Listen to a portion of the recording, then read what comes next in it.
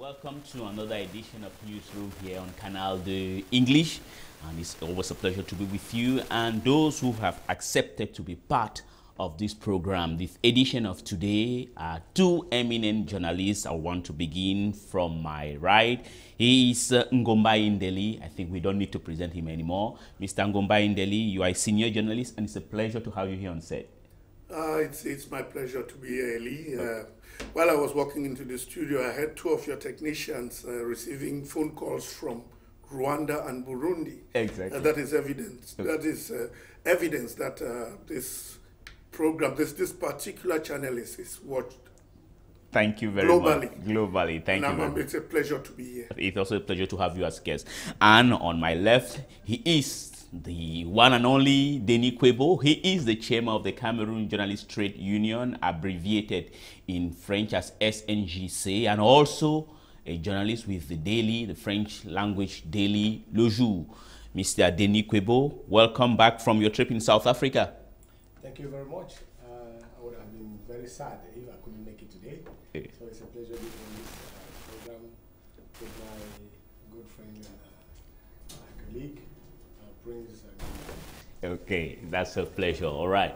Now, before today in the program, we shall be debating on the following topics: the controversial killing in Kuseri. This time around, it still has to do with the gendarmerie. It happened there. Before that, we had also information, or prior to that killing at Kuseri, it was a similar incident took place at Mbalmayo, QC, Tiko, at Douala, Mbopi. So the question is the Cameroonian gendarmerie a cursed corps within the national army? And the other debating point will be this trouble. Is the Cameroonian army in trouble? We have the Amnesty releasing a report about extrajudicial killing. And also, what surprises everybody is that the elite unit of the Cameroon army, that is the the Rapid Intervention Brigade, their boat, codename Mundemba, had a shipwreck, and to the greatest surprise, 34 soldiers died. How can they die? How will an elite unit of the Cameroon army take people to sea without having their life jackets? And we shall also be coming back on the controversial killing, according to the Roman Catholic Church, that he was brutally assassinated. That is Monsignor Bala, but it seems as if officially he may have died of drowning. So we'll be coming back on it because his corpse has been given over to the Catholic Church, and we will be concluding this program with Cameco in Bamenda. Is it because the company has been revived, or is becoming viable, or it is just to appease the Anglophones and the epicenter of the Anglophone nationalism, or anyway rioting is Bamenda? Is it that Cameco is going there to appease them, or is it simply the work or the strategy of the new director general of that company to revive our ailing national carrier? But before that, let's listen to the headlines prepared to us by Dominique Meme.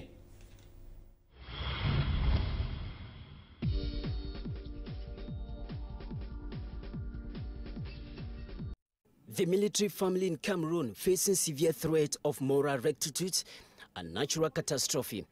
The dust raised when a gendarmerie officer shot his hierarchy and two others in Kuseri in the Far North region is yet to settle when a military boat transporting 37 elements of the Rapid Intervention Battalion, the B, from Diboncha to Bakassi Peninsula capsized last Sunday. Last Sunday, with 34 elements of the B that remains missing. With new army generals installed this week, upgrading the morale of the defense force remains necessary. In the program, Newsroom X-rayed the report of Amnesty International on how the war against Boko Haram has been fought so far by the Cameroon Defense Force. Do they respect human rights in the process? How right or wrong is Amnesty International? Cameco to fly well within the country before extending its civil aviation prowess to other countries and continents. With more than 100 workers of the company dismissed to cut down spendings, Cameco launched a new road to the northwest, that is Bamenda. Will Cameroon live up to the demands of the Confederation of African Football (CAF) to host 24 African teams in 6 stadia by 2019? Big question that has delivered several different answers, most of them accusing the new CAF president of practicing some political witch hunting to deprive Cameroon of the pride of hosting the African Cup of Nations in 2019.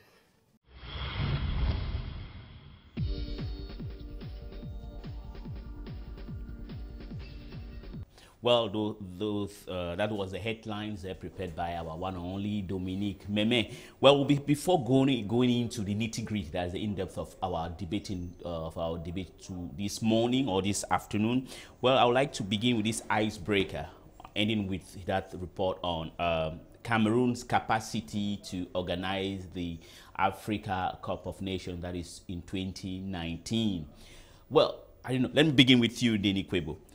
Now, is it a problem if Cameroon is not going to, or if the organizing right is withdrawn from Cameroon? Is it a problem? Well, I would like to speak from a very personal point of view. We are a country with 1,000 problems at a time.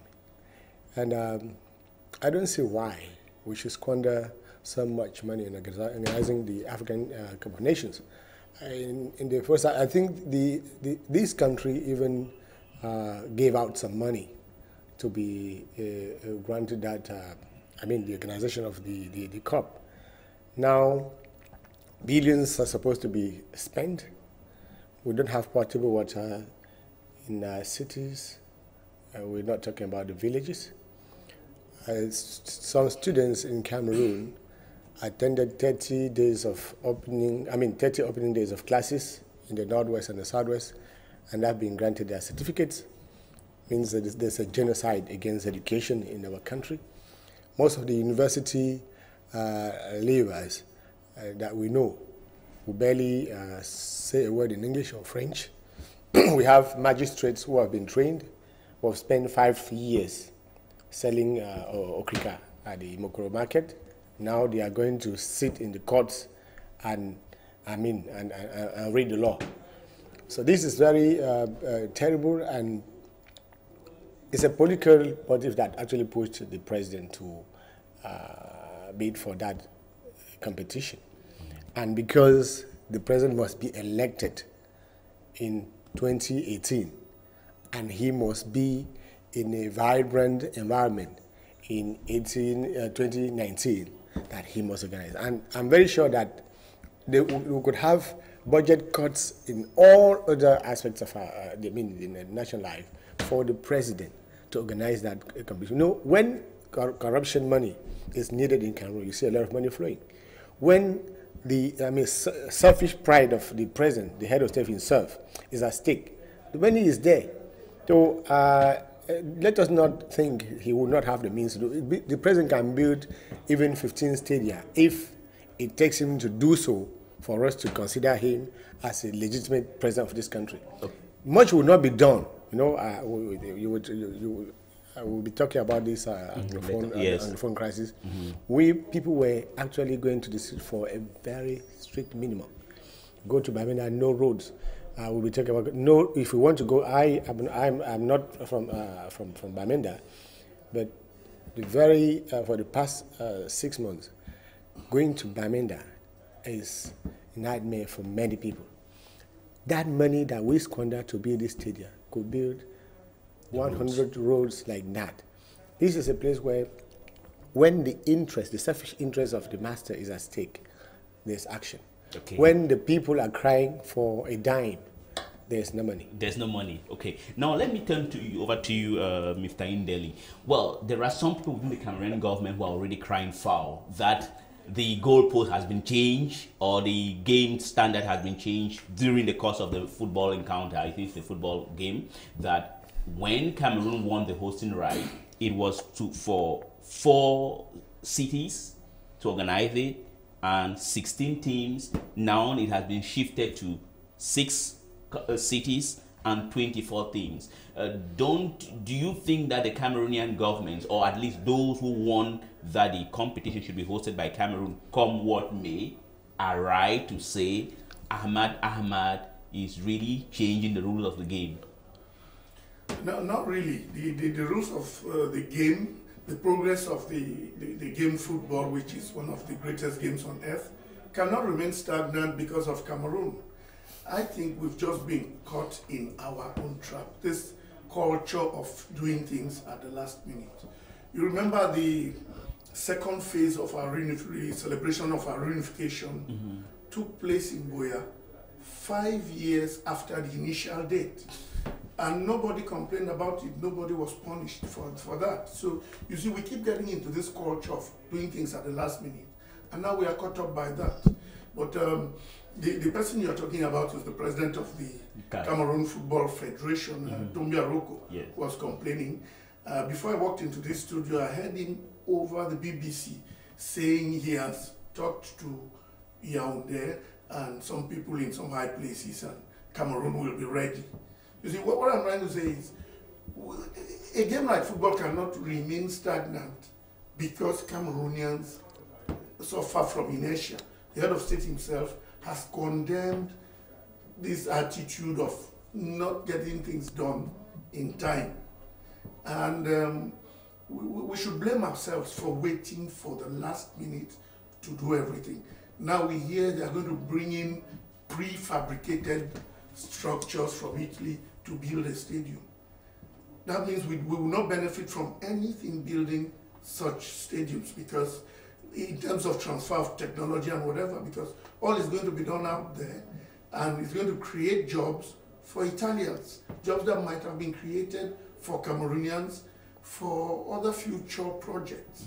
So you see, this last minute attitude, this attitude of doing things at the last minute is what I condemn, and I think we should try and put an end to it, because there are lots of other things that we will have to do. As Denis was saying, it's not only football all the time. There are many other things of substance that we will have to host in the future. For instance, when there was a war in the Côte d'Ivoire, if we were a serious country, most of the structures that were out there at the Côte d'Ivoire, the international structures, like the headquarters of the African Development Bank, and all of that would have moved to Cameroon. But we don't just have the structures there because either we don't want to or we are not always ready. So you see, we have ourselves to blame. We have ourselves to blame. But I'll be to run off this stuff on CAF and Cameroon. So it has struggling on whether Cameroon can organize this or not, or whether there's a kind of witch hunt, according to what Tombi Aroko and other people in Cameroon are thinking. Look, is it a matter of do or die? We have countries that wanted to organize a tournament. Zimbabwe would have organized, I think, the Africa Cup of Nations or the All-African Games, and said they don't have any money. There wasn't any problem. Why will Cameroon think that it is a matter of do or die? As I said before, the political authorities here know that they don't have much to offer to their people. There's been outcry in most areas in politics. You have people in the north crying for poverty, the southwest, northwest in trouble for obvious reasons, but there's no political response to this social demand. And we know everybody here, everybody hates Paul Biya when they talk politics, and everybody likes him when they talk innovative lines. It takes only so which means he has now discovered the weak point of the Cameroonians. I also said when the interest of the king, of the president is at stake, he knows what to do. When the people's interest is at stake, he knows what not to do. That's the point. You were talking about how many, whether it would be possible for us to have stadia in 6 cities ready for the competition. This is a country with 10 regions. 10 so-called regions, if you can allow me to call it like that, with 10 head cities. This is a country, if you go to the southwest, apart from Boya, I know Boya doesn't have a good, good stadium, but you have Limbe, Douala is Littoral, you have in Konsamba, what of the stadium in Konsamba? If you go to the west, what of the stadium in Buda? So if you have 10 head cities, with many other big cities that I taught to our children in secondary school, why don't you have these facilities? I mean, Ngoumba was talking about these Pan-African institutions that were living Cote d'Ivoire. Cote d'Ivoire during the crisis, yes. Last year, I attended the annual meeting of the African Development Bank. Yeah, BAD. That was Lusaka, Zambia. You had about 4,500 people coming into the country for that occasion. All the cities of Cameroon don't have facilities to host in 4,000 visitors at a time. In Yaoundé, when you were playing the female, African Cup of Nations, we had nowhere to sit, no single room in Yaoundé. No single room. So we don't have hotels. We don't have the roads. I don't know how would people be going to Bamenda. I'm sorry to interrupt you about that. Now, there's this thing, I think it came out in your own paper. Yeah. Correct me if I'm wrong. Did the Cameroon government contract a loan of 500 million CFA francs to construct some stadia? Where do they stand now?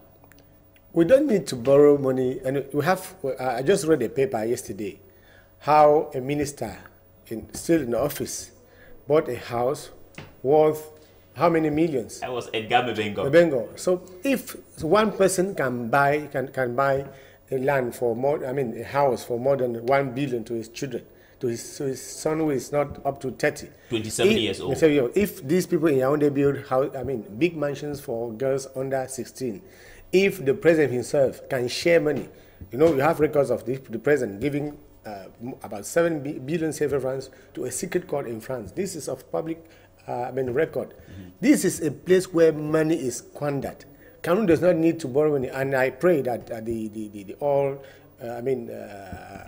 price will be going down. Yes, as a president. Yes. This is where they siphon a lot of money. We have not diversified our economy. The authorities know only how to siphon money from here and there, and they also go out there to borrow. Mind you, your children and mine will have to pay back this money that is being borrowed. Okay. So is it necessary for a country that does not have the good education facilities, good social facilities for its people to be borrowing money to come and build stadia for a competition that is not necessary? Any other African country, we used to win where we have not organized. Why don't we should just organize to go out there and win instead of organizing? Let me come back to you now. I'm going to leave that problem of sports and whatever.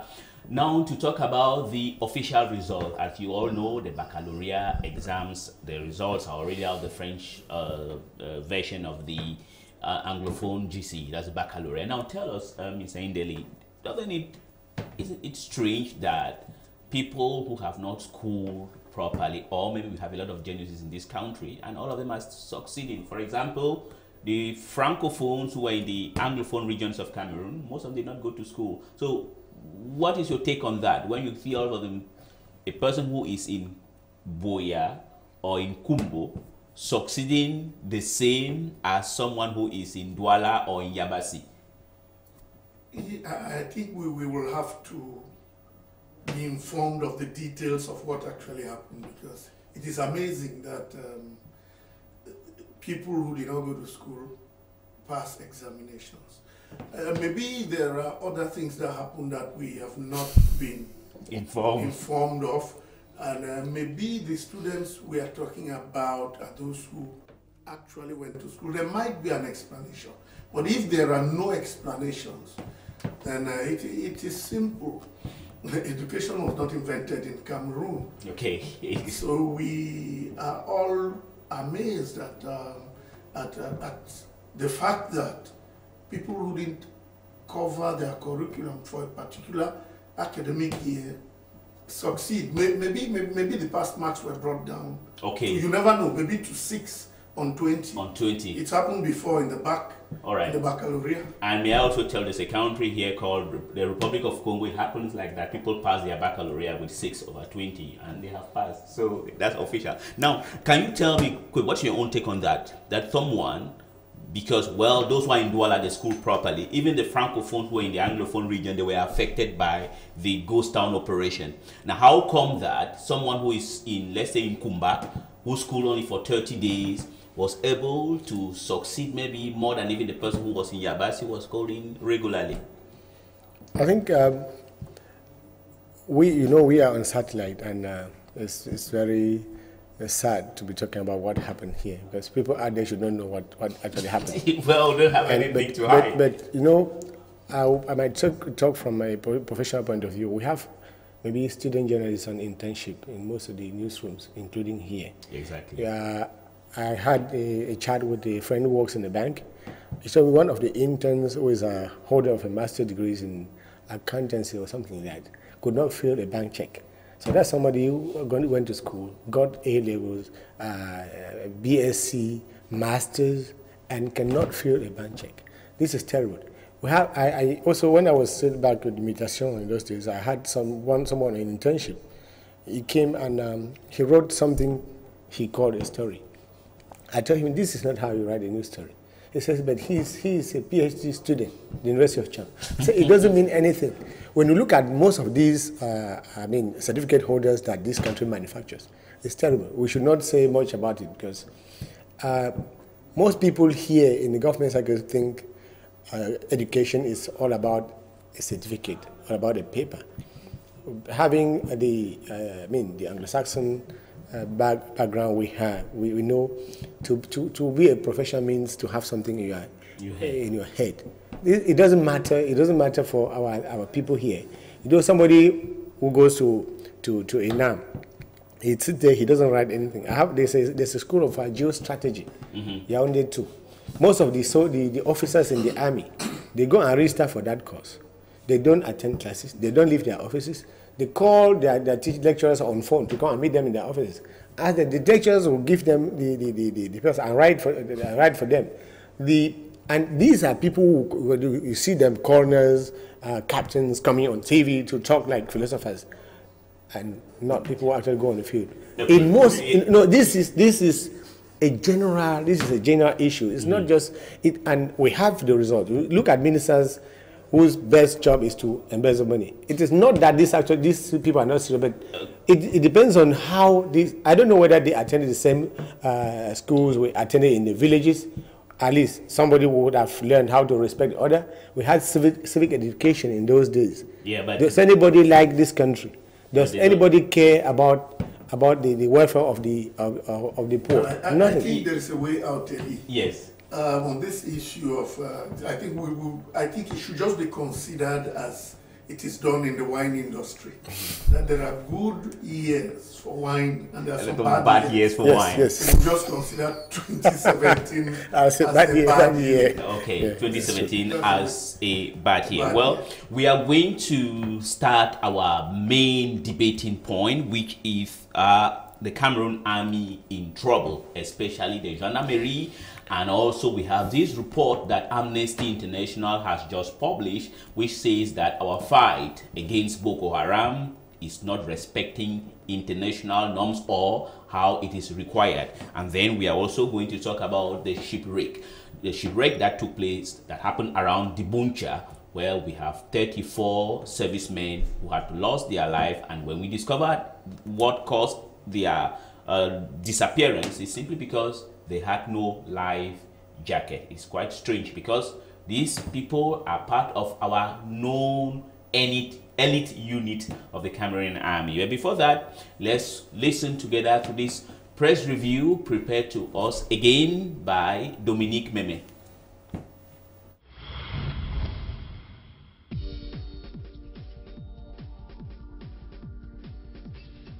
The place of opposition political parties have been questioned by Dominus newspaper. In a logical analytical write-up, the paper points several lapses in governance, economic and the health sector witnessed in the country, with the opposition that the paper sees has gone into hiding. Citing the acute unavailability of dialysis machines in Cameroon, the paper points that several kidney patients have died, with the Minister of Public Health that remains unperturbed. The Post newspaper continued by saying kidney patients that are still alive continue to stage a peaceful strike in front of Yaoundé General Hospital of dilapidating dialysis machines. Another group that holds grudges against the state but is still to protest is the Southwest Chiefs Conference.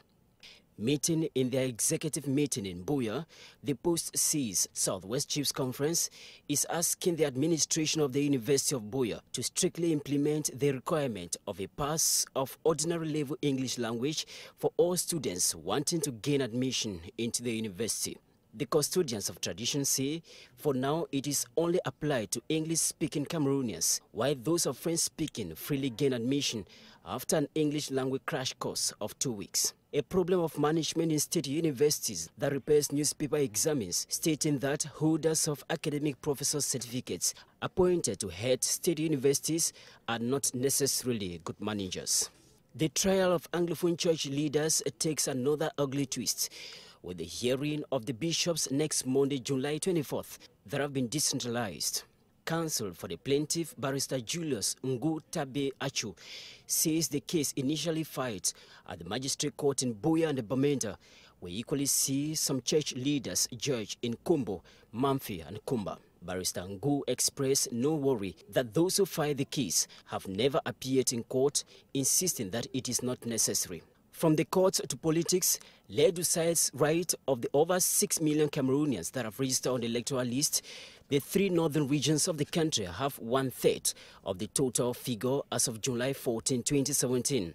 In terms of classification per region, the far north region of the country has the highest number of potential voters, followed by the central region, and then the littoral region comes the 3rd place.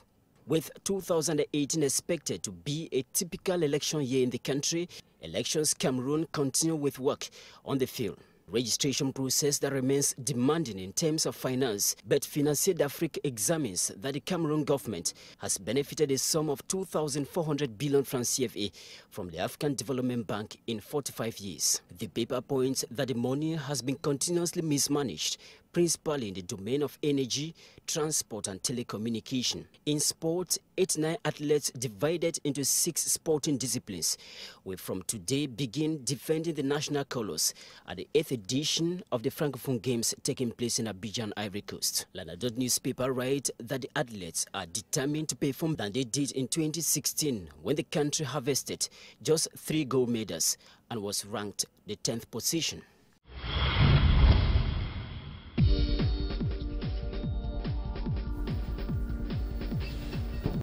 Well, once again, our appreciation to Dominique Memeth. So we're beginning the nitty-gritty of this debate today, which is the Cameroon military in trouble. Once again, it is the National Gendarmerie. After Tico, Kiosi, Mbalmayo, now and Douala, of course, which is one controversial one, Mbopi. Now it is Kuseri. And there at Kuseri, there is, should I say he is mad or what really happened, we can't really say. Another soldier, another gendarme, believed even to be the most educated within the Cameroon army, so I understood. But it's quite surprising. But what is happening in the gendarmerie? Ngoumba Endeley, were you, as I, surprised that a serviceman pulls out his rifle, kills 4 people, and then just goes to the police and surrenders without anybody doing anything? Well, before I answer that, I want to extend my condolences to the families of the bereaved. And that said, I am extremely shocked because this young man moved over to the armory, collected this assault rifle and 5 or 6 magazines, which means he was in war mode. Somebody must have seen him. You don't just walk into an armory and come out with an assault rifle with 6 magazines without anybody asking a simple question: what is happening?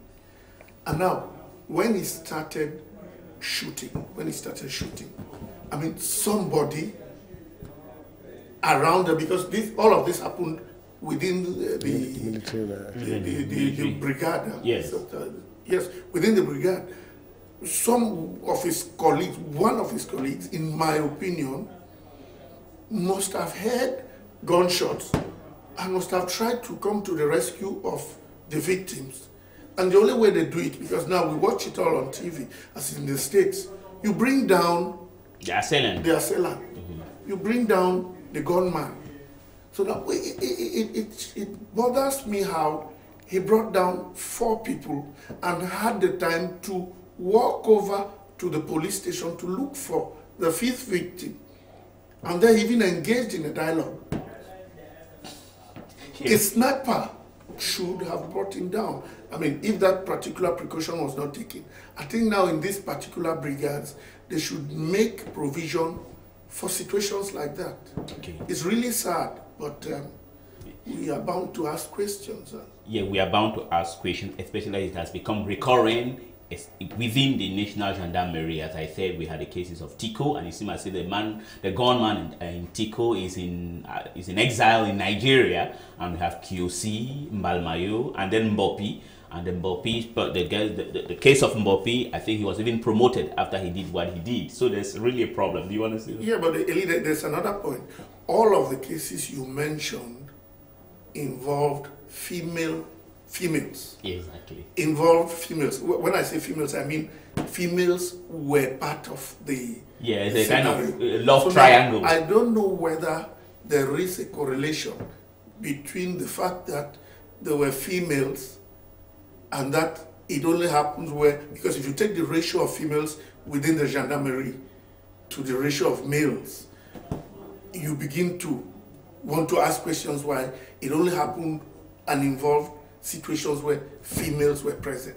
You're right, it's very salacious affair, because if it were a matter of maybe insubordination, we discover it's almost always salacious. But now let's ask you, let me turn to you, Nkwebo. Does it mean that within the gendarmerie there is a problem?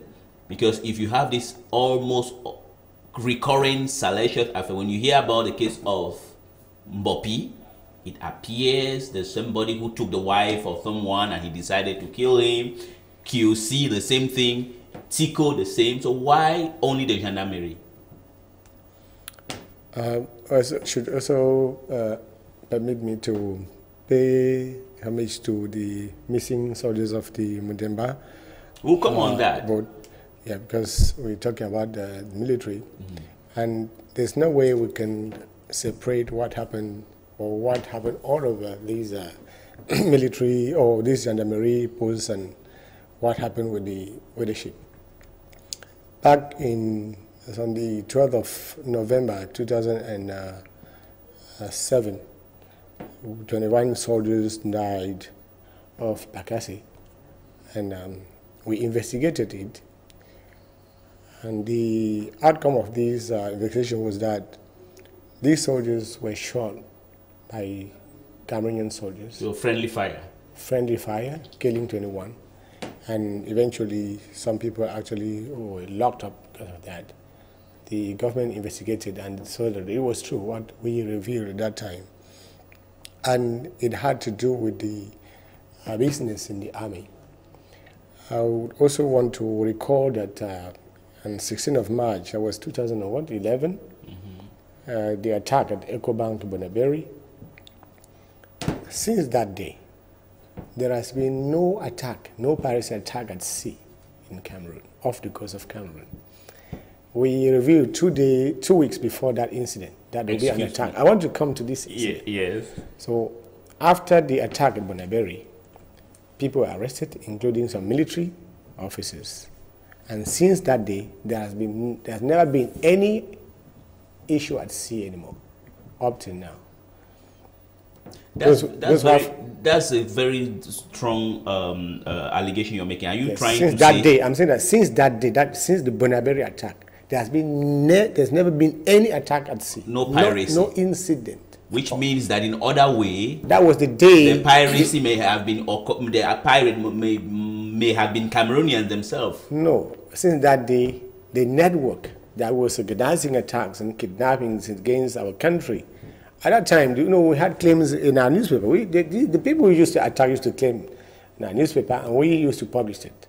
So at least we had some good view of what was happening, but piracy stopped. Of recent, you heard that there was, a kind of strike in the Far North. Yeah, in the Far North. Soldiers went on strike. Because soldiers went on strike. They were not paid. And most newspapers and some journalists were brought up in Cameroon not to talk about it. The people were paid a lot of money not to talk about it. So are you trying to say the Cameroonian journalists are corrupt? Not the Cameroonian journalists, because you and I were talking about it. So we were not bottom. Some of them. Some of them. Exactly. And everybody knows those who got money for that. Everybody knows them. All the journalists here, we know who took the money. Even the government people knew who gave the money and why did they give the money. Eventually, they told the people, they said, so these people are only indisciplined. They were sanctioned. Before that, so many things had been happening in the war fronts. War fronts, I understand the war front. Yes. War fronts. Yeah. And I'm not sure that the truth of that war was told. And because the truth of the war, in 2012, we had a course in Boston, Massachusetts, on policing the police with the investigative reporters and editors. In doing this policing the police, discovered the security forces all around the world are areas where there's much injustice. Police forces in Cameroon, the magistrates, in the courts here, they undergo serious injustice. When I say no, these people, they beat up students, no. If we saw what happened in Boya, gendarmes brutalizing students, bare-handed students, looting. Some of them being raped. Some of them being raped. This is, to me, for somebody who investigates the security bits, understands it's a matter of frustration, the grudges that these people have. They pour it on the children. The kind of brutality, because when you look at the pictures that would come from there, there was no explanation to that. The only explanation, the only scientific explanation was what these people are carrying from within, that is frustration, grudges, etc. So there is a lot of injustice within the ranks of the security. Go back to the case of this guy, the young man of Kuseri. In fact, the security chiefs brought to the social media experts of his deposition there. What you could get from there is that this is somebody who was sick, asking permission to go to the hospital in Garwa, being denied permission, maneuvering to get that permission, maneuvering to get some money to pay for his bills. You see, this is whole gendarme who has to take care of our security, protection of the people, and the defense of our country. Who does not have time and money to go to? Yes. In saying what you're saying, which means that this is everybody knows, perhaps I'm wrong, that the army or the defense has a lot of money. So how would they? Yeah, you are very much right. Corruption is the production of capitalism. Where there's a lot of money, there's embezzlement, there's corruption. So are you saying that the officers have the money? Or that the army has, who is the army? The army is represented by the army chiefs. And does this money go to the people that are actually doing the job? We are not here to talk about it. But we are here to say that out of the 4 factors, key factors, that make an army, call it security forces, strong, is motivation. So what about the morale of the overall morale of the troops in Cameroon, talking of gendarmes, because gendarmerie is a special unit of the army. So it's part of the army. You cannot detach the gendarmerie from the army. They are trained. All these officers are trained in the same school with the other military officers. If you see these things happening at the barracks, happening at the security posts, it means that there's a problem. So if it happened once, we might say that, well, this is just once. If it happens, when it starts happening all the time and everywhere, it means it becomes a tradition, and people have to look into that. And whenever there's an incident, we have the security places are the place where you find the most invented reports. When the incident that happens, the people involved sit and manufacture a report that they send to the chiefs, because hiding news, hiding information, that's good information, is part of the military or security establishment, because there's an establishment within the security. What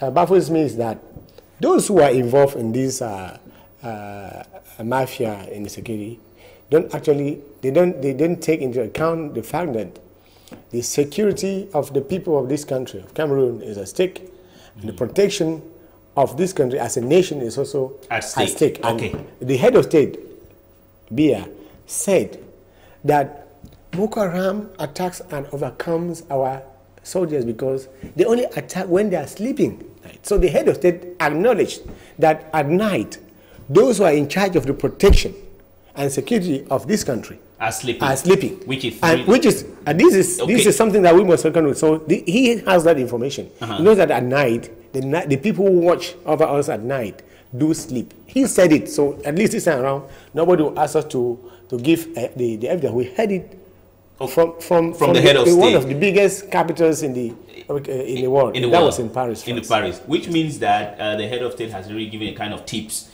And he sanctioned soldiers who were on strike, asking just for justice, because these are the people who are defending our border, protecting our people in the far north. And when it comes to returning to Yaoundé, they will go and wait for 1 week at the airport. You know, we have what you call it. We have the CAT. Yes. You have the CAT at the beer. And the CAT people, I was just discussing with family members. It's the anti-terrorist center of the battalion. And you have soldiers who stay in the far north, therefore. They come up here in the south twice in the year. So when people spend their time, when people are committed to defend and protect our country, they deserve at least some attention from the authorities at Brie. And their morale. Must be looked upon at all times. If not, we'll be and these are very, very bad signs for our country. This must not happen. At least this should stop. If it doesn't stop, I don't know what will happen next. You don't know what is going to happen next, which means that in a way you are in a way trying to absorb the person and trying to justify that perhaps because of the morale. Justifying. You're not justifying. We're not justifying because it is not a single case. We have been having other cases. Repeated. And if good care is not taken, something like that will happen again. So there's only one cause to one effect. Instead of looking at the effect of this indiscipline within the army, you should also go and look at the causes. The causes. Yes. Okay. Now, in Delhi, let me, I'll ask 2 questions on the go. The thing is, what do you think can be done? I don't think you are a soldier, but you are a journalist, and you can't. If your colleague has a really deep and greater understanding on the decay of our national security forces, and what do you think could be done to stop these recurrent killings within the gendarmerie, and all because of women and also loss of morale? It's just one word, and I want to mention that what we are talking about exists in almost every other corps and in almost all the services in this country. I'm sure there are cases of unfairness and injustice here in Canal D. Of course. Yes. There are cases, flagrant cases of injustice in CRTV. Well, as Denis said, the bigger... Well, le Jour, there's a lot of injustice. It's a tradition in Cameroon that those who hold power oppress those who don't have power. Yeah, so what I'm trying to say is, if you apply fairness, I mean fairness in terms of who you appoint as the boss in some of those structures, because the frustrations usually begins from points like that. When a guy has been parachuted to a certain position, he becomes extremely high-handed and insensitive. So, point 1, who becomes boss? Extremely important, because people tend to respect you if they know that you merit your post. But if you are there for reasons of nepotism or tribalism, you just water down your own respect. So if we begin by putting the right people at the right place, we are bound to not to see much of that. You see, because if you compare it to the situation in the United States of America, which is which can be referred to as the biggest military machine on earth, they are still trying to grapple with their own problems. But they have issues of racism. They also have little issues of filtering the people in terms of their mentality. That we are not that sophisticated, but I think it's time we start determining who might be exposed to firearms In Great Britain, for instance, if you know, the English police, they don't carry guns. Yeah. They carry their buttons. But there's also a debate out there now whether they should be armed or not. Yeah, with this rise of terrorism. Yes, after a few incidents. So you see, fairness, and we are all almost unanimous in blaming the young man, because there is no justification for taking life, for killing other people. For killing other people. I would not say killing innocent people, I say killing other people. Other people, there's no justification. There's no justification. So now we should start looking at the other end too. That is the end of the people who wield power. Because I have a classmate who is a colonel in the army, and he told me that he met with one of his generals, and they went into a heated debate, and he looked him in the eyes. He said, "General, have you ever seen a person die? Have you ever seen a soldier die?" Because this my friend and former classmate has been to the war front on several occasions. But this is General Boss, probably became general by so he looked him in the eyes and he said, "Have you seen a soldier die?" And that is how he got to bring his boss back to his senses, and they had a cool discussion. So you see, both ways there are things to be done. But to be honest with you, we are not going to wipe out such tragedies. We are not going to. Because if you imagine, if other corps of the state, if other services, if people were authorized to carry firearms, I would assure you that in this country, you would hear at least 100 of such incidents every day. There are people who have it up here because of unfairness, injustices. One man goes on retirement, the other man is not going. A younger man goes on retirement, the older person is hanging on for reasons nobody can explain. For reasons nobody can explain. I'll stay again with you before reverting back to Denis Nkwebo. Is the recent shipwreck at the Cameroon Army supply boat codenamed Ngoumba had a capsized, and we are surprised that 34 servicemen, there were 37 if my accounts are correct, and 34 died, only 3 survivors. And some investigation revealed to us that they had no life jacket. Do you think that an elite corps of the Cameroonian army will go on at sea and will not want or will not have life jackets? Or do you suspect that there was something else? Let me bring this story about a conspiracy theory. Some people are of the opinion that after, I don't know whether it is true, because now we all understand the Nigerian Ministry of Defense is trying to refuse it, whereas our colleagues of channels television in Nigeria interviewed a number of Nigerians who complained that 97 of them were killed. Is it a kind of Nigerian affair? Was that boat torpedoed? Or is it that whereas the Cameroonian army is so decayed that even the bee has been affected? Well, I will begin like Denis by expressing my condolences to the families of those disappeared, the dead soldiers. It's a very heavy loss for a country as small as ours, an elite force, to lose close to 40 soldiers. It's a heavy loss. And what shocks me really about what is happening in Cameroon is that it is almost going unnoticed. It is like every other death. For that I say no. It's a heavy loss, and I hope the specialists in this field will get to the very depth of this matter. I have had the privilege of working with this particular elite corps because, you know, the Douala Seat municipality is found in an island. It's found at Manoka. Yes. And most of the times when we travel out with the governors and the other administrative authorities, it is this elite force that transports us. And I am usually impressed by their professionalism. And that is why I am so totally shocked that close to 40 of them will be taken. Because listen, if there is a situation at sea, it doesn't just begin suddenly. If the weather is bad, you might see how the waves are rising, you might see how the storms, the clouds are gathering, and you might have time to know, for seafaring soldiers, for professionals, to know that there is an emergency.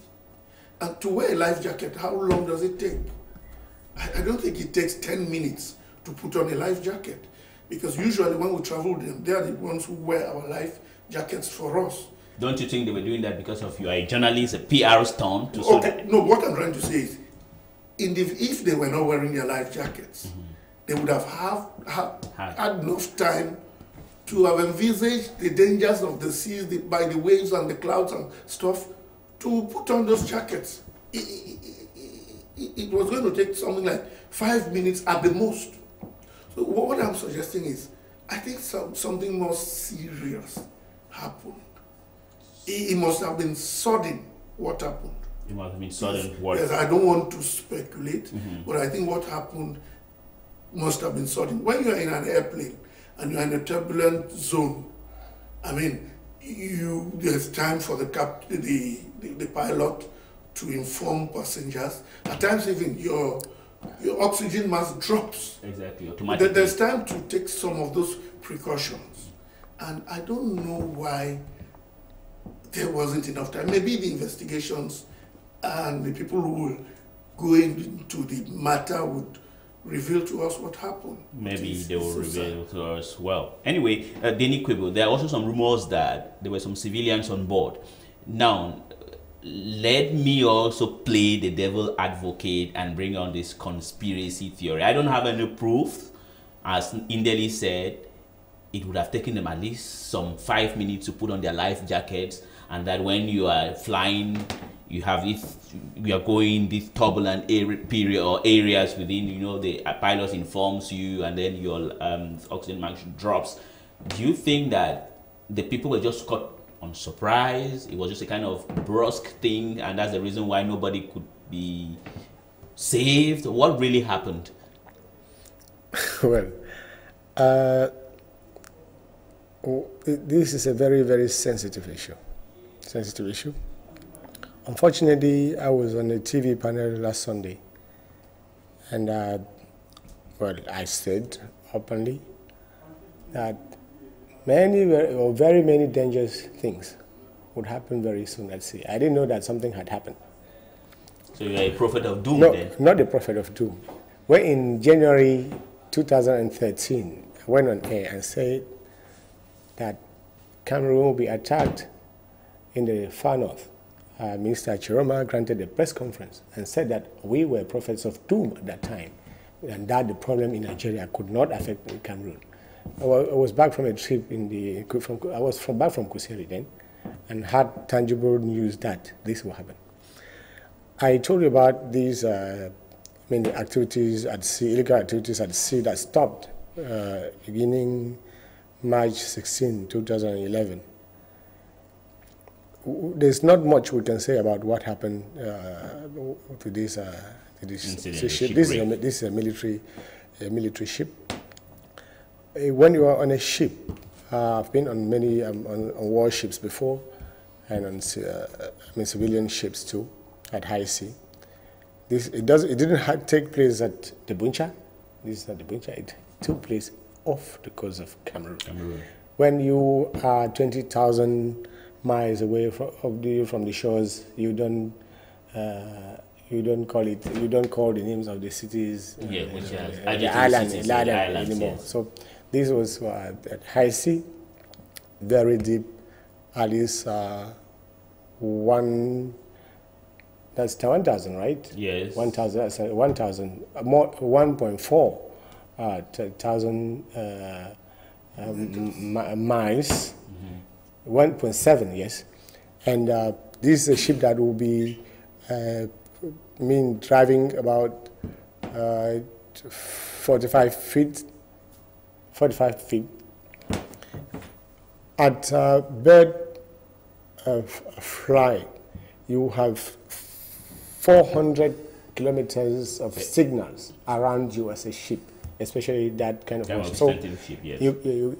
So you have signals from all over. And you have the radar, and many other equipment on this spear ship, which means that from when you're taking the sea, you have the directions, all the waves will be taken. You have, in fact, the weather. You have all the forecast. You have all the forecast on radar, and you can move. So if you have received orders to move, it means that you must have at least evaluated the kind of risk that you're taking.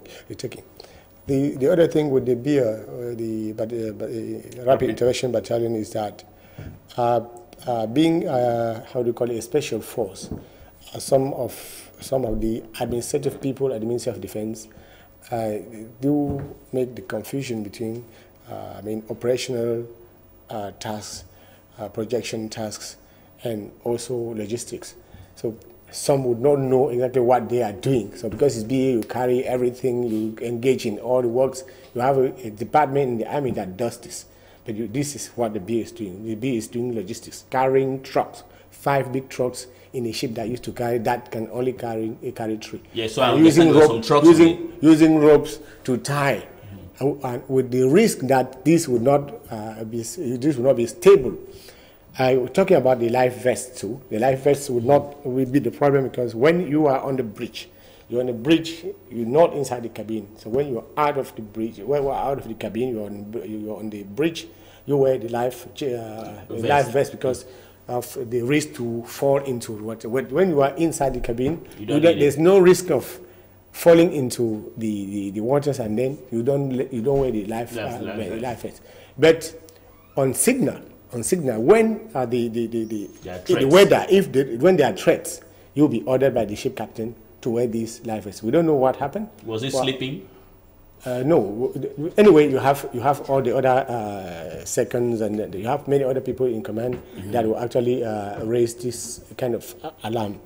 So this incident is a very, very serious incident, and it is worth serious investigation. What surprised me is that when this happened, our authorities here, knowing the importance of such an incident, did not raise the alarms at international waters. If we had raised all the necessary alarms, there's a kind of solidarity on the organization, International Maritime Organization, IMO, that this would have, most of them would have come to rescue.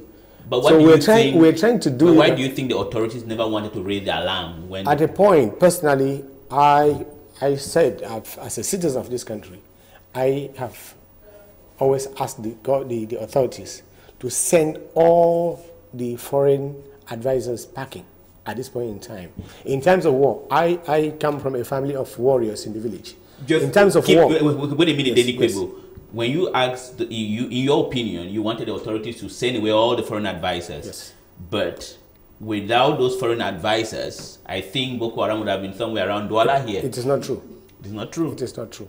It's because of these foreign advisors that we are being engaged from the negative angle. So our army is capable of doing what has been done up to that. Our army could have done better. You know, when you look at the days of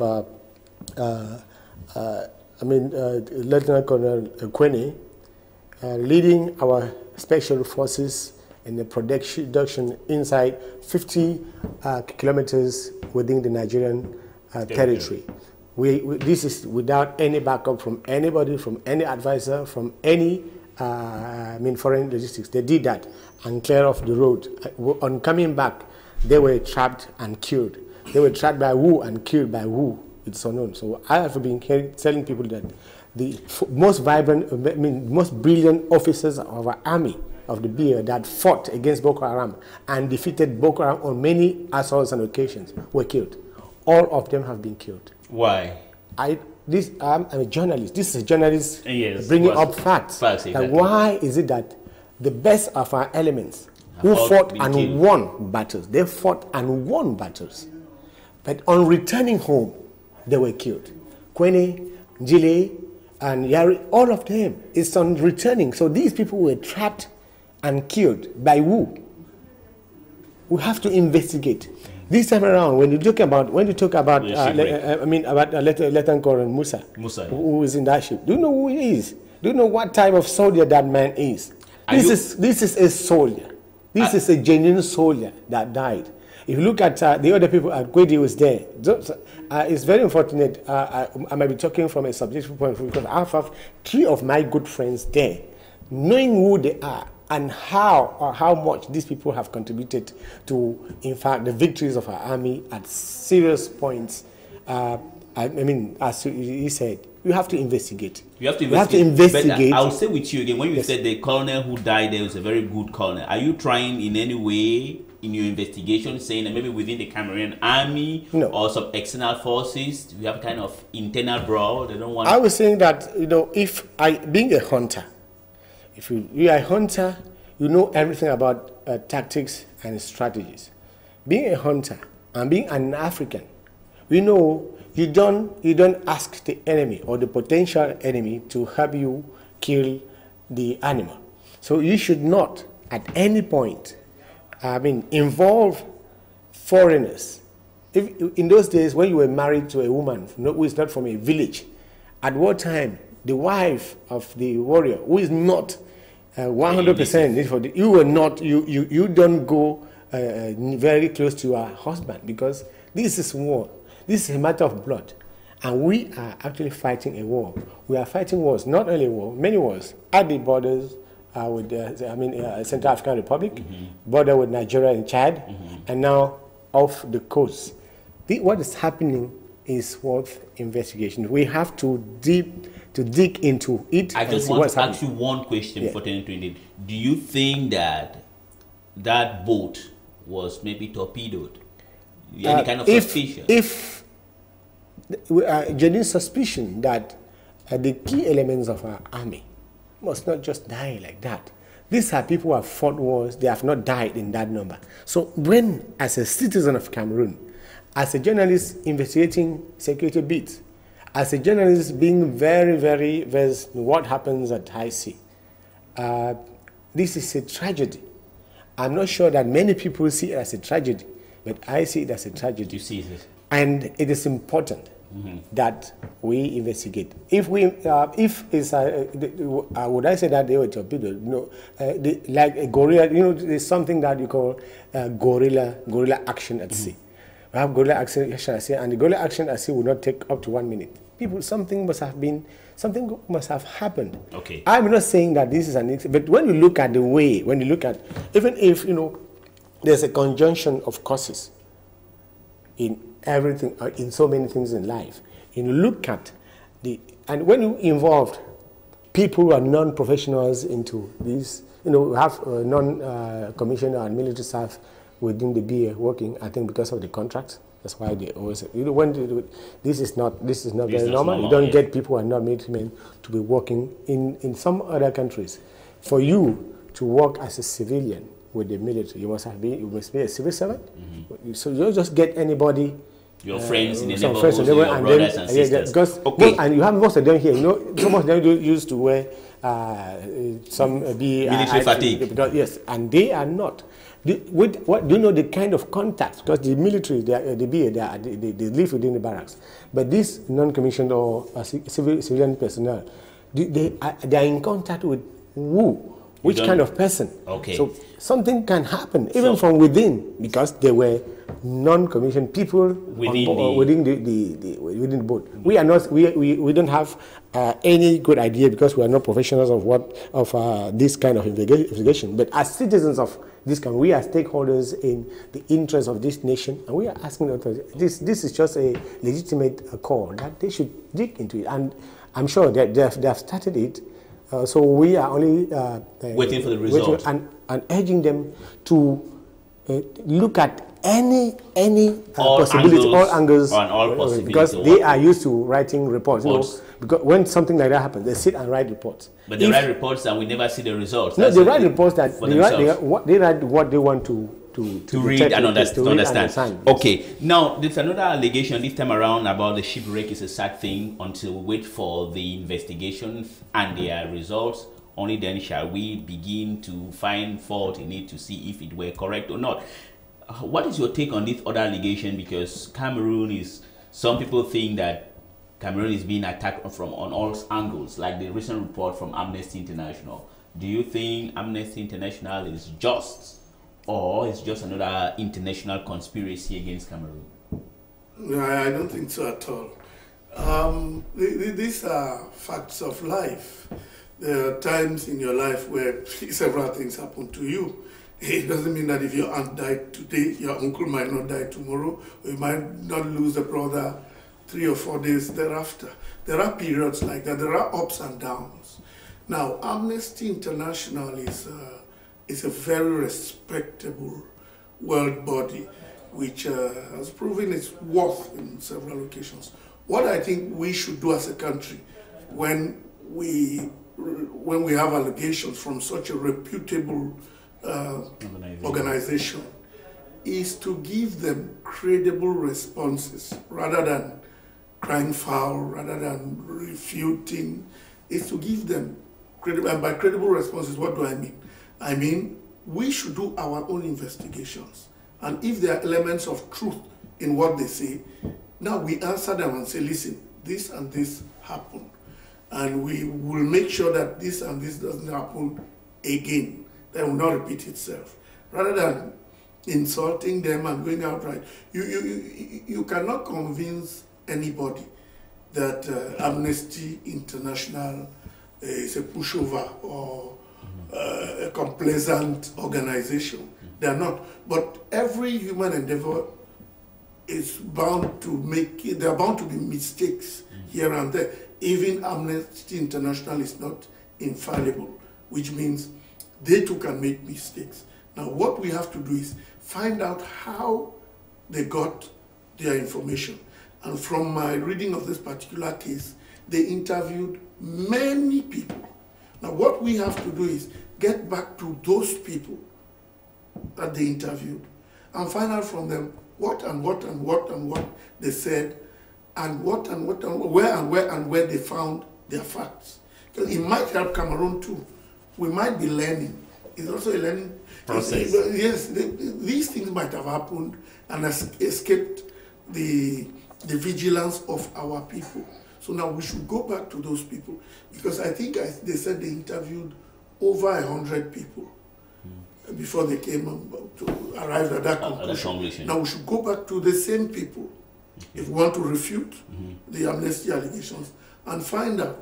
And some of the times, if somebody was talking about his uncle who died by falling from a palm tree behind his house, then we build up our own case and present it to Amnesty and say, look, what you said was not correct. Case A. Okay, let me ask you another question where I'm sorry to interrupt you with.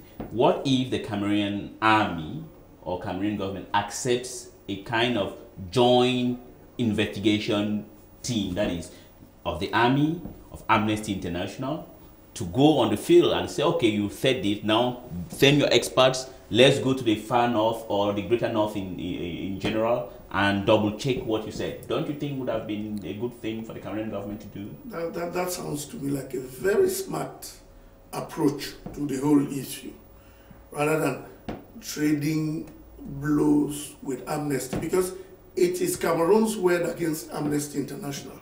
And let's be honest, in a global setting, the world will believe Amnesty before believing Cameroon. So I think what you just said to me sounds the most intelligent approach. Okay.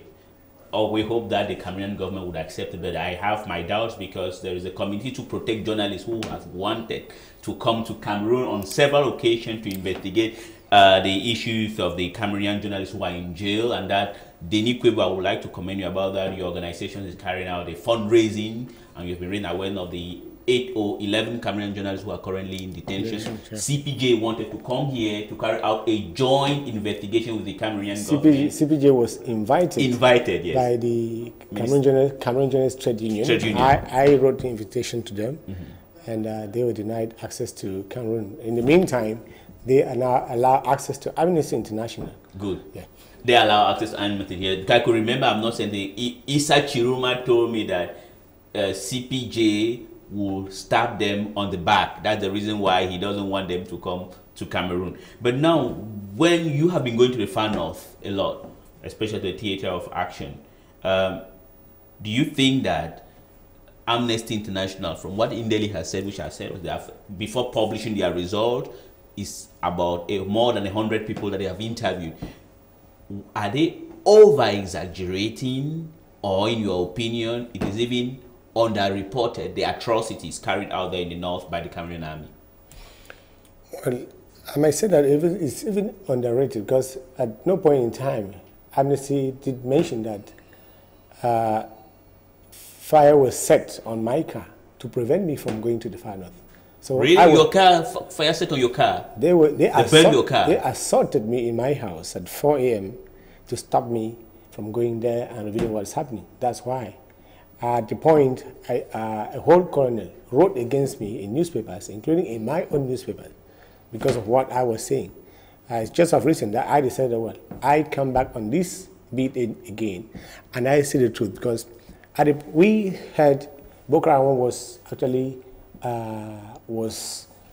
completely weakened. Mm-hmm. They could not. They were defeated, mm-hmm. And that's and I only responded and said, well, for the past 2 months we have had more people dead than in 7 years. So when you don't tell the truth about the war, that war will never end. Cameroon journalists have been prevented from going and report from independent angles at the war front. There is no curfew, there's no state of emergency, but they won't allow you to go. Once we were allowed very controlled access to the war front, and from most of our stopovers there, they brought very, very big machineries, equipment to impress. And when we left, our contacts said, well, Mr. Journalist, these people, they are removing all what you saw when you were here. That's not the issue.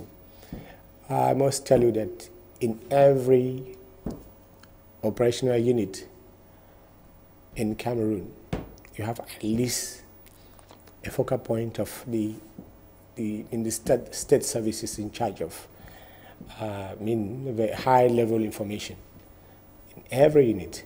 Mm-hmm. So everybody within the army, the police and the gendarmerie knows what happens. But what do they make of this information is another business. Mm-hmm.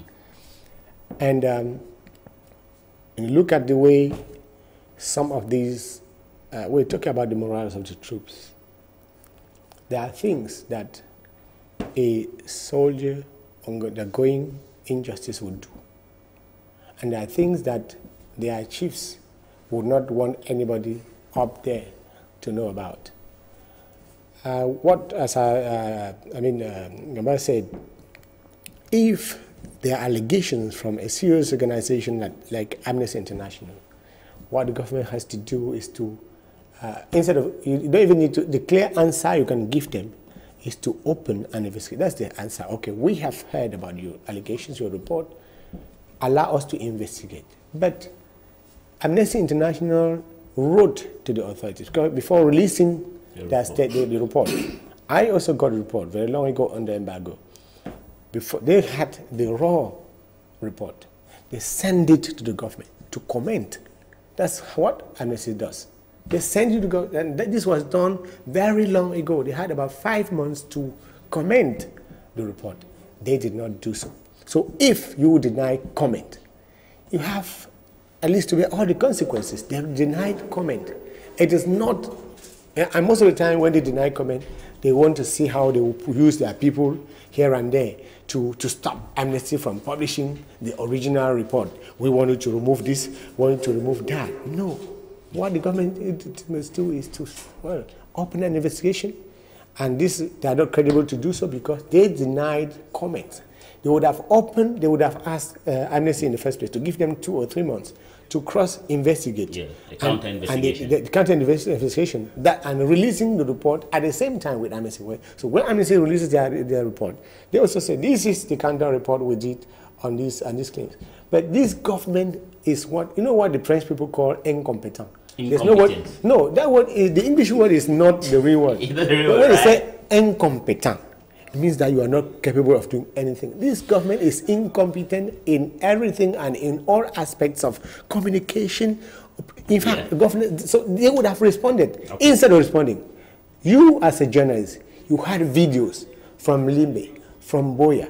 All of us had some videos circulating. If at all, a foreign body like Amnesty could have a look at this video, how would this report look like? This report is, in fact, we saw how they were assaulting this. We are talking about the fight against Boko Haram. What of some security forces assaulting bare-handed people? Exactly. Civilians. You're right. We have a problem of time. I'm sorry to interrupt you. I want us to take the second and last topic. We will not go to the topic of Bamenda. That is the demise of Bishop Bala that has been up in the fray since he disappeared in a very controversial manner. But before that, let's listen together to this report prepared to us by Newsroom regarding the remains of Bishop Bala that was handed over to the Roman Catholic Church.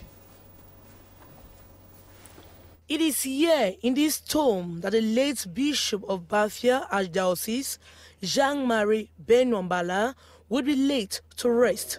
Preparations gather steam at the Sebastian Cathedral of Bafia.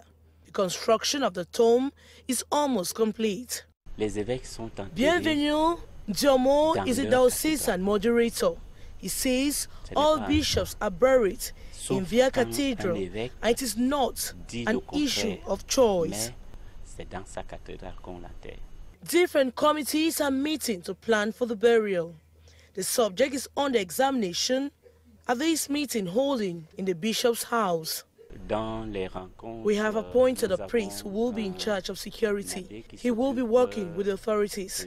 He will need backup from the police and the gendarmerie. Meanwhile, Christians continue to stream into the church, praying for the eternal rest of the soul of the man of God. A release from the Attorney General of the Central Court of Appeal confirmed there are no traces of violence on the body of the bishop and concluded that drowning was the most probable cause of the bishop's death. They can force someone into drowning, or you can be thrown into water. The release does not talk of suicide. They talk of drowning as a probable cause of his death. They are avoiding the word assassination. It is the same thing. The burial date is yet to be announced, though the release had confirmed the corpse of the bishop had been handed over to the church for burial.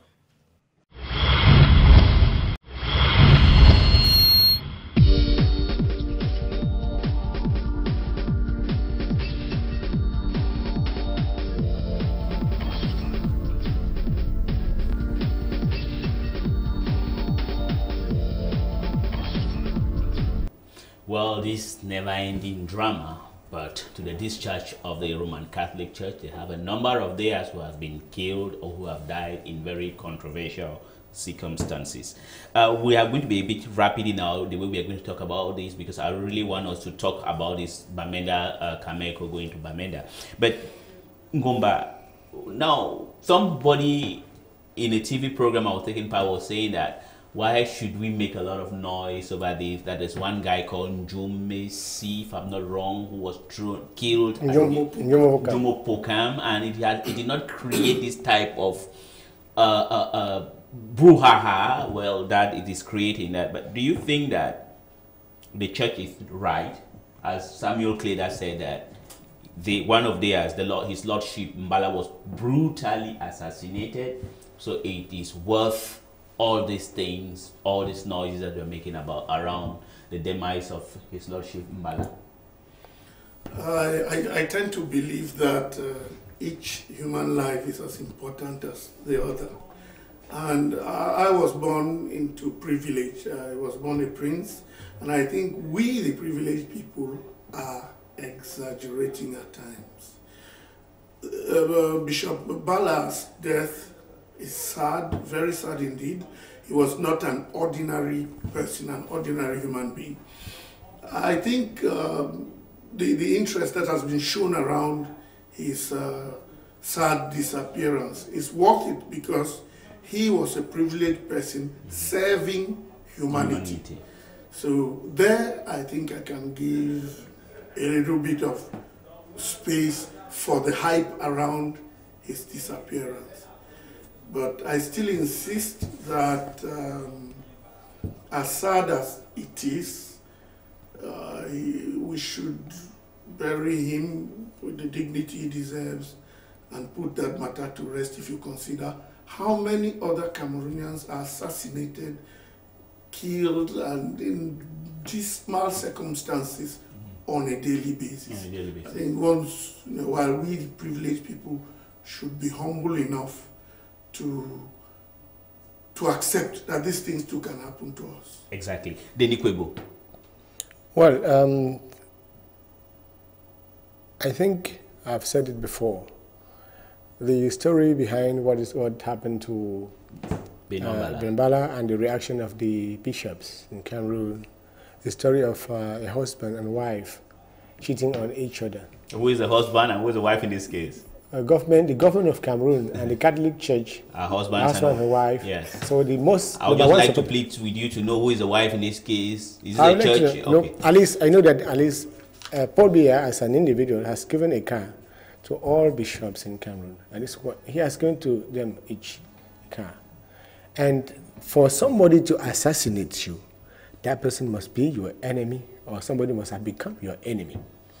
This time around, so the whole thing is as if the Catholic Church as an establishment was against the government. No, they are part of the leading class in Cameroon, and they are part of the privileged people, the very few like privileged. Yes, of course. That's why I said very privileged people. What I know is that I'm a little bit disturbed by the way the Catholics. You know, in the first place, I listened to Monsignor Kleda on RFI. He said the bishop was not brutalized. In the first place, he said he did not see signs of violence in the first place. Later on, he said to a sign that the corpse that they saw had been undergone endured severe violence. He said it. When they were receiving the corpse the other day, they would, as very serious and honest people, invited the press and allowed them to have a look, because you have the right to have a look at that corpse. So they would have allowed journalists to have at least a glance at that corpse for once. They didn't do it because they are holding the government to ransom for internal misunderstandings between them. Like in any couple. They said they made journalists to write that they would not receive the corpse. They have received the corpse, and very soon, on the day of the burial, the government will be highly represented. All the ministers will be there. The head of state will be represented. If in my village, if you kill somebody, nobody will allow you. The masquerades come from my house, who cannot allow you to attend a funeral when you have a hand in the death of the person. So the government is organizing, is having meetings with the bishops as we are talking. Yeah. Even when they were making a lot of noise about it, they were holding on the ground meetings with the government to prepare for. To me, all this noise is made because if the real reasons of the bishop's death is revealed, he would not deserve a burial. Somebody wrote, an opinion in Jour and said everybody had seen, I read it, yes. Everybody had seen the bishop dying, yes. And nobody reacted to him. So I don't know how true that is, but there's a lot of noise for nothing. It's unfortunate that the bishop died the way he died. He died. But many other Cameroonians died that way, and nobody makes noise. Because there was a priest who died at that in Bafia, and nobody made that news. The news public. It's only when the bishop died that they revealed to us that some other person had died before. Okay. Yeah. All right, Denis Nkwebo, I'm sorry we would have wanted to discuss or bring up this topic of Cameco making its median come back into the northwest regional capital of Bamenda, precisely at the Bafut Airport, but time constraints, we could not. It was a pleasure having you here, Prince Ngoumba Endeley. My pleasure. I think it was a rich debate. Okay. You couldn't have imagined the contrary with the presence of Denis Nkwebo, who is a moving library. Exactly. Denis Nkwebo, once again, thank you for having accepted our invitation. Thank you very much, and congrats for the program, because I'll be having reports from everywhere. Okay. That our newsroom is going places. Thank you very much, Denis Nkwebo. Okay. Well, it is on this note that we are putting an end to this edition of Newsroom today. Please stay tuned to programs on Canal de English and have a nice weekend, and no excesses, please.